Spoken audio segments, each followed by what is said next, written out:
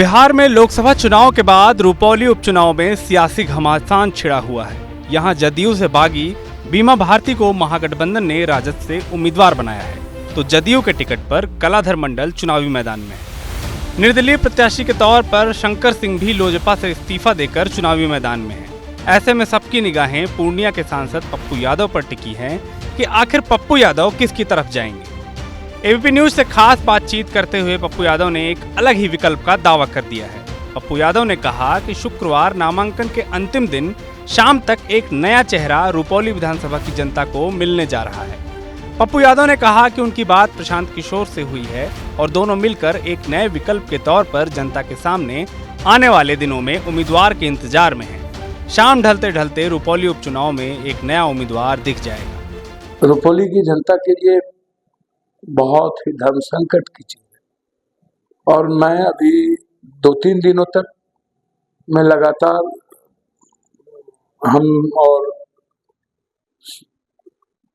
प्रशांत किशोर जी बहुत मंथन कर रहे हैं कि कोई एक अच्छा उम्मीदवार हो जिसकी मदद की जाए और रुपौली की जनता से अपील किया जाए कि वो अच्छे उम्मीदवार की मदद करें ताकि उनके साथ रहे, उनके साथ मेरे ख्याल से कोई नया चेहरा होना चाहिए।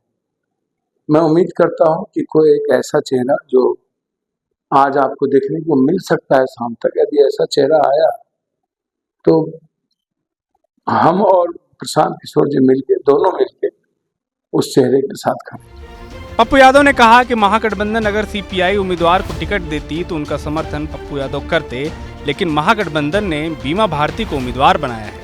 ऐसे में पप्पू यादव या तो नए विकल्प के साथ जाएंगे या फिर खुद को इस चुनाव से अलग ही रखेंगे। हम तो चाहते थे कि सीपीआई उम्मीदवार बने और यदि सीपीआई महागठबंधन के तरफ से उम्मीदवार होता तो निश्चित रूप से पप्पू यादव अपनी खून पसीना उसमें लगाता हर परिस्थिति, लेकिन सीपीआई ने उम्मीदवार ना देकर के ये रुपौली की जनता के साथ सही नहीं किया, ये धोखा है। आपको बता दें, लोकसभा चुनाव में रुपौली से विधायिका बीमा भारती ने जदयू से बागी होकर राजद का दामन थामा था और इंडिया अलायंस की उम्मीदवार बनी थी। जदयू से अलग होने के बाद बीमा भारती ने विधायक पद से इस्तीफा भी दे दिया था, जिस कारण से ये सीट खाली हुई थी।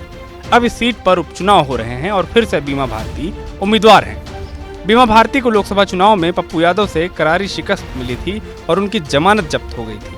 ऐसे में इस चुनाव में पप्पू यादव एक बड़ा फैक्टर होंगे। अब देखना दिलचस्प होगा कि पप्पू यादव किस नए विकल्प के इंतजार में हैं, जो प्रशांत किशोर के साथ मिलकर रुपौली में सियासी भूचाल लाने वाला है।